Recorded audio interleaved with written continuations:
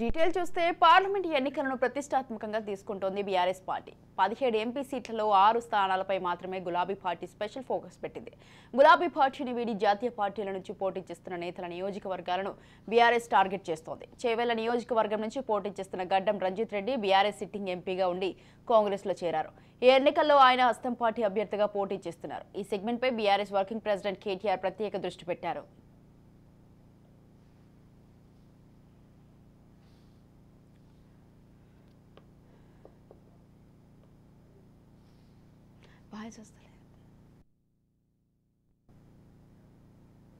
Chevella parliament పరిధిలోని నేతలతో వరుస సమీక్షలు నిర్వహిస్తూ పార్టీ గెలుపు కోసం వ్యూహాలు రచిస్తున్నారు.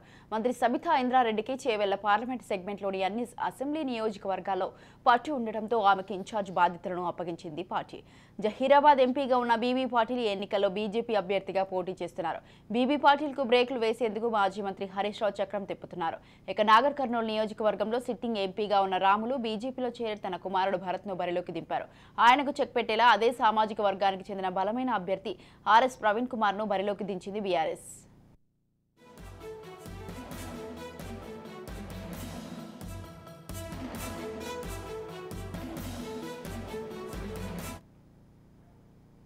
సికింద్రాబాద్ లో ఎమ్మెల్యే దానం నాగేందర్ ను కాంగ్రెస్ ఎంపీ అభ్యర్థిగా ఖరారు చేయడంతో బీఆర్ఎస్ ఎమ్మెల్యే పద్మారావు గౌడ్ ను బరిలోకి దించుతోంది. ఆదిలాబాద్ లో గోడం నాగేష్ ను ఎదుర్కొనేలా సీనియర్ నేత ఆత్రం సక్కుకు అవకాశం ఇచ్చారు. ఇక వరంగల్లో కడియం కావ్యను అభ్యర్థిగా ఖరారు చేసిన తర్వాత పార్టీ మారడంతో ఈ అంశాన్ని పార్టీ సీరియస్ గా తీసుకుంది. ఓరుగల్లు నుంచి మాదిగ సామాజిక వర్గానికి చెందిన నేతకే అవకాశం ఇవ్వాలని పార్టీ నిర్ణయం తీసుకున్నట్లు తెలుస్తోంది.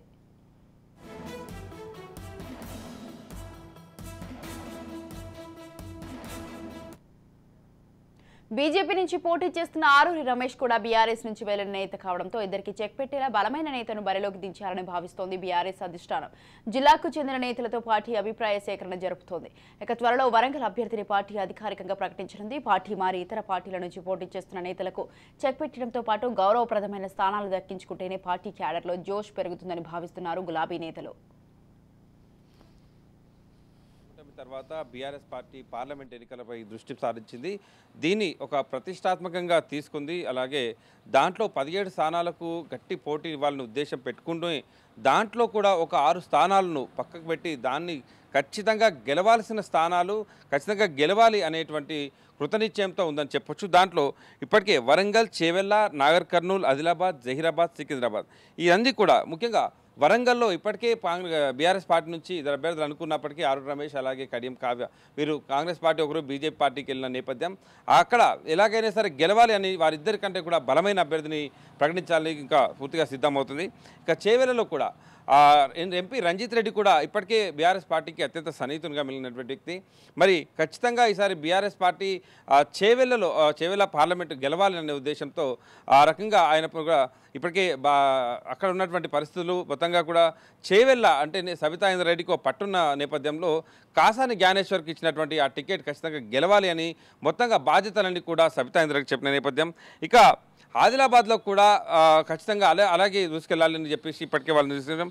ఇక జహీరాబాద్లో బీబీ పాటిల్ కూడా బీఆర్ఎస్ పార్టీలో ఉన్నటువంటి వ్యక్తి. మరి అక్కడ నుంచి ఆయన బీజేపీ పార్టీకి వెళ్ళడం, అక్కడ నుంచి ఆయన పోటీ చేస్తున్న నేపథ్యంలో కాన్స్టిట్యూన్సీ మీద కూడా మొత్తంగా కాన్సన్ట్రేట్ చేసిన పరిస్థితి. ఇక సికింద్రాబాద్లో కూడా దానం నాగేందర్ ఇప్పటికే ఆయన ఎమ్మెల్యేగా బీఆర్ఎస్ పార్టీ నుంచి గెలిచి ఇక కాంగ్రెస్ పార్టీ నుంచి అక్కడ పోటీ చేస్తున్న నేపథ్యం అక్కడ పద్మారావు అయితే అభ్యర్థిగా ప్రకటించారు. ఇక వీటిపైన ఫుల్ కాన్సన్ట్రేషన్తో ఇప్పటికే వాళ్ళంతా కూడా బీఆర్ఎస్ పార్టీలోని క్రియాశీలక నేతలంతా కూడా సిద్ధమయ్యారు. ఆ రకంగా ప్రచారానికి కూడా సిద్ధమవుతున్న పరిస్థితి. ఓవైపు కేటీఆర్, మరోవైపు హరీష్ రావు మొత్తంగా కూడా పార్టీని ఏదైనా సరే 17 స్థానాల వైపు ఒకవైపు దృష్టి సారిస్తూనే ఈ 6 స్థానాలను ఖచ్చితంగా గెలవాలి.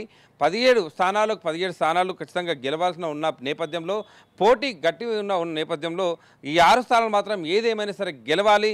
బీఆర్ఎస్ పార్టీ అంటే ఇక ప్రజా ఆదరణ లేదు అని చెప్పి ఒక మెసేజ్ ఇస్తూ 6 అయితే ఇతర పార్టీలకు వెళ్ళారో ఇక్కడ గెలిచి ఖచ్చితంగా మళ్ళీ నయా జోష్ ఇప్పటికే కార్యకర్తల్లో నింపాలి అనేటువంటి ఉద్దేశంతో బీఆర్ఎస్ పార్టీ పూర్తిగా రంగం సిద్ధం చేసుకుందని చెప్పొచ్చు. ఇక పార్టీని వీడినటువంటి వారిని ఓడగొట్టాలి, పార్టీ సంక్షోభంలో ఉన్న పరిస్థితిలో పార్టీని వీడినటువంటి వారందరినీ కూడా ఓడగొట్టాలి అని వారిపైన అభ్యర్థులను అయితే ప్రకటించారు.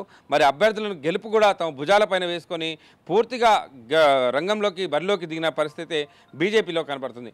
ఇక అలాగే చేవెళ్ల కావచ్చు, నాగర్ కర్నూలు కావచ్చు, ఇటు ఆదిలాబాద్ కావచ్చు, ఇక ఇటు సంగారెడ్డి మెదక్ కావచ్చు, ఇదంతా కూడా జైరాబాద్ కావచ్చు, ఇవన్నీ కూడా ఖచ్చితంగా గెలిపే లక్ష్యంగా వీళ్ళైతే ముందుకెళ్తున్న పరిస్థితి. ఇప్పటికే కాంగ్రెస్ పార్టీ ఓవైపు ఆ బీఆర్ఎస్ పార్టీని ఓడించి అలాగే వరుస కేసులతో వరుసగా ప్రక్షాళన చేస్తున్నటువంటి విషయాలతో వరుసగా శ్వేతపత్రాలు చేస్తూ ఒక ఇబ్బంది పెడుతుంది. ఇక బీఆర్ఎస్ పార్టీలో ఉన్నటువంటి నేతలు చేసిన తప్పిదాలతో ఇప్పటికే వైపు కేసులు ఎదుర్కొంటున్నారు. ఇప్పటికే కేసీఆర్ కుమార్తె ఇప్పటికి తీహార్ జైల్లో ఉన్నారు లిక్కర్ కేసులో. మరోవైపు గొర్రెల స్కామ్ కావచ్చు, డబుల్ బెడ్రూమ్ల స్కామ్లు కావచ్చు, ఇవన్నీ స్కామ్ల వైపు ఓవైపు వాళ్ళందరినీ కూడా పీడిస్తున్న పరిస్థితి. ఇక పార్టీని ఒక్కొక్కరుగా వీడిపోవడం, ఇవన్నీ కూడా పార్టీని ఒకవైపు వీక్ చేస్తున్న నేపథ్యంలో ఖచ్చితంగా ఏదేమైనా సరే ఇన్ని వీక్నెస్లు ఇన్ని ఇబ్బందులు ఉన్నా సరే 6 ఖచ్చితంగా ఓడిపోవాలి, 6 మాత్రం ఖచ్చితంగా కొడతాం అనేటువంటి నిశ్చయంతో వాళ్ళంతా కూడా ముందుకెళ్తున్న పరిస్థితి. సో కొత్త జోష్ అయితే నింపాలని నేతలంతా కూడా చాలా కృతజ్ఞతతో ఉన్న పరిస్థితి కనిపిస్తుంది. ఆ రకంగా ఇన్ఛార్జీలను కూడా నియమించుకొని పూర్తిగా ఈ 6 అభ్యర్థులను గెలిపించే లక్ష్యమే అనేటట్టుగా పార్టీలు ముందుకెళ్తుంది. చూడాలి మరి మొత్తానికి 17 స్థానాల్లో ఈ 6 స్థానాలపైన ఎక్కువ ఫోకస్ పెట్టింది. మరి వాళ్ళు అనుకున్న స్థానాలకు ఏ రకంగా రిజల్ట్ వస్తుంది, మరి ముఖ్యంగా ఈ 6 స్థానాలకు వారి నుంచి వచ్చే మెజారిటీ ఏ మేర ఉంటుందో కొద్ది రోజుల్లో జరగబోయేటువంటి ఎన్నికల్లో బీఆర్ఎస్ పార్టీ భవిష్యత్ అనేది కూడా ఇదే తేల్చనుంది అని చెప్పొచ్చు.